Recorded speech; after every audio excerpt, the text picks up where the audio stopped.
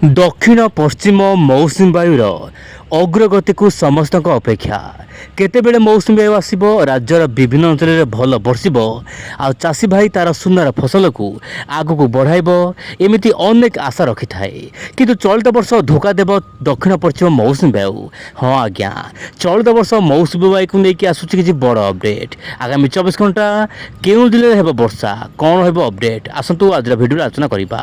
दर्शक बंधु आप देखो बर्तमान मोबाइल स्क्रीन रे आगामी 2 दिन मध्य केरल छुई पारे दक्षिण पश्चिम मौसुमी वायु एमती किसी बड़ अपडेट देती वर्तमान किसी मॉडल आईएमडी सूचना देती आगामी 2 दिन मध्य केरल छुए पाई पाग अनुकूल हो पारे।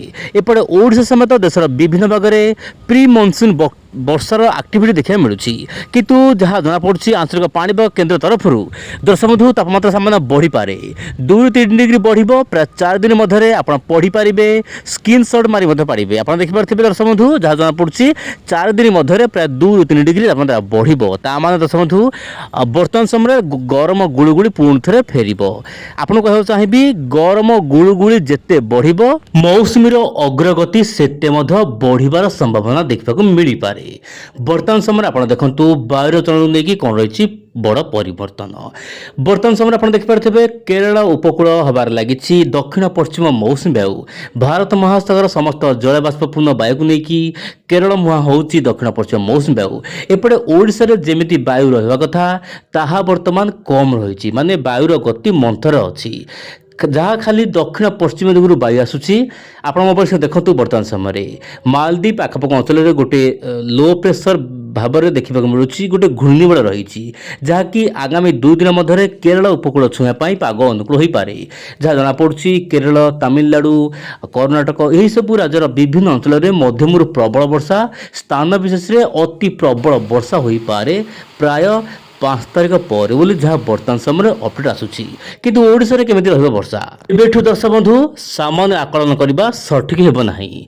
केरल छुईबा पर ही कहिहब किंतु आमर जो रोची काल बैशाखी एक्टिविटी सामान रही पारे अवश्य कम रहिबो स्थान विशेष हम किंतु जहाँ जना पड़ुछि वायुर चलन माध्यम भुवनेश्वर कटक रे कलाहांडिया बादल आसीपारे क्या भा अंचल हल्का वर्षा रही पारे किंतु जो रोची कटक ता सहित केन्द्रापड़ा जगतसिंहपुर किछि अंचल एपटे ढेंकानाल अनुगुल बालेश्वर मयूरभंज केउंझर जाजपुर यही सब जिला मानक सामान्य वर्षार एक्टिविटी देखा मिल पारे। एपटे जन्मानीर आइकन मॉडल सामान्य बड़ पूर्वानुमान करुछि केरल में दक्षिण पश्चिम मौसुमी वायुर दबदबा रही पारे प्राय 2 दिन मध्य आप देखिपे केरल में वर्षार एक्टिविटी बढ़ जहाँपाई कि अनेक राज्य में वर्षा बढ़ दक्षिण भारत साधारणतः वर्षा बढ़ी पारे। तेज दर्शक बंधु ओडिशा पाई आमे अपेक्षा करा पड़ो केरल छुईबा पर ही ओडिशा केबे मौसुमी वायु छुईब बोली जहाँ मॉडल कहब किंतु वर्तमान समय जहाँ अपडेट रोचे केरल 2-3 दिन पर मौसुमी वायु छुईब ओडिशा प्री मनसून वर्षार एक्टिविटी सामान्य बढ़ी पारे किंतु 8, 9, 10 यही तारीख मानक ओडिशा रे गरम गुड़गुड़ी सामान्य बढ़ी पारे मॉडल जना पड़ुछि।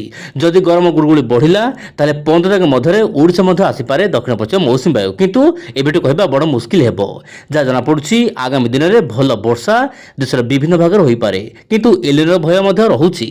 देखिबार कथा आगामी दिन पाणीपाग नहीं कि आउ सब कौन नुआ नुआ अपडेट आसुछि। आज नमस्कार, जय जगन्नाथ दर्शक बंधु।